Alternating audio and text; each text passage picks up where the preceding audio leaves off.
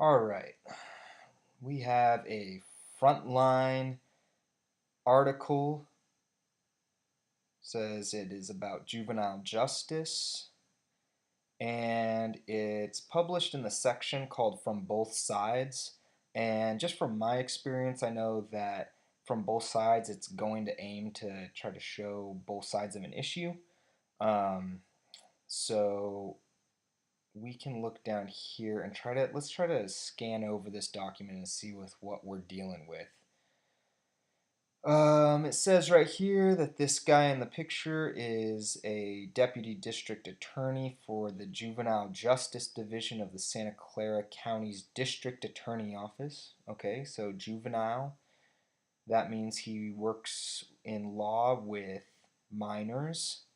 And right here, based off this formatting, there's a question and a block of text here. I'm going to assume that this is an interview. Going to be interviewing Kurt Kumley. And oh, this is interesting. Okay, we have a second interview down here with Judge Nancy Hoffman, also Santa Clara County. What else? A third interview with another judge, Judge Thomas Edwards. Fourth interview with Bridget Jones, former supervisor of the Juvenile Division of the Santa Clara County Public Defender's Office. Okay, so these are all been from Santa Clara County. That's kind of making me wonder if it's going to be skewed one way or more than the other, but it does say from both sides, so hopefully we'll get a bunch of differing opinions here. And then another judge, Ladoris Cordell, Santa Clara County. All right, let's start to get into some of the details here, see what this is all about. All right, Kurt Kumley, having been a prosecutor now for nearly 12 years. Okay, so he's had a lot of experience. He's not new at this. I have seen time and time again kids who were lost causes turn their lives around. And 80% of the kids that come before us one time never come back. Okay, so he's had a pretty positive experience with his time dealing with law. He sees most kids really change their lives for the better. So the interviewer says, based on your experience, what works with serious juvenile offenders and what doesn't work? I'm assuming by serious juvenile offenders, we're probably talking about maybe like violent crimes, um, probably a lot more than like petty theft, but maybe something along the lines of like armed robbery or even like murder, something like that. So, what doesn't work? Kurt says there is no one answer with respect to rehabilitation for anyone. Rehabilitation, let's see, I think I remember that from the other text talking about rehabilitation versus punishment.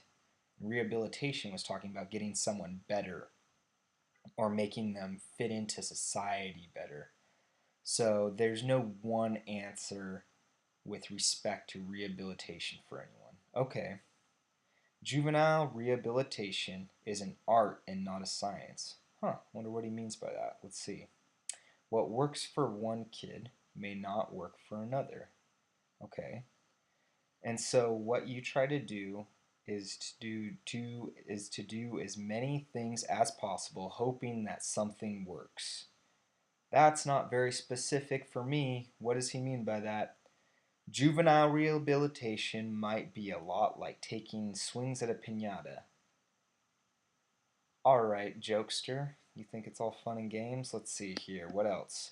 And the more swings you take, the better the chances that it will hit right and something will come out. Oh, okay, that's a pretty good analogy. So he's saying that that you need to try a whole bunch of different things when trying to help out a kid rehabilitate, because you don't know which tactic is necessarily going to work for them. So he says, I do not think that if you take a look at the thousand The thousands of kids that I've dealt with over the decade or more, the idea is to do something that is significant early on. So maybe something like impactful is what he means by significant. If you reach a kid early, chances are they won't reoffend. Reoffend, so commit another crime. But with each additional entry into the system, our success, our potential rehabilitation gets slimmer and slimmer. Okay, so as soon as the kids keep reoffending, once we have that word that we learned earlier, what was it? Recidivism. When somebody recommits a crime, we learned that from our other texts. If somebody keeps committing crimes or has a high recidivism rates, their potential for rehabilitation gets slimmer and slimmer. That makes sense. I could kind of picture somebody like getting used to maybe a life of crime. Let's see. When you talk about doing something significant early on, what tools do you have in your kit bag other than serious punishment? Oh, now we can get into actual specific tactics here.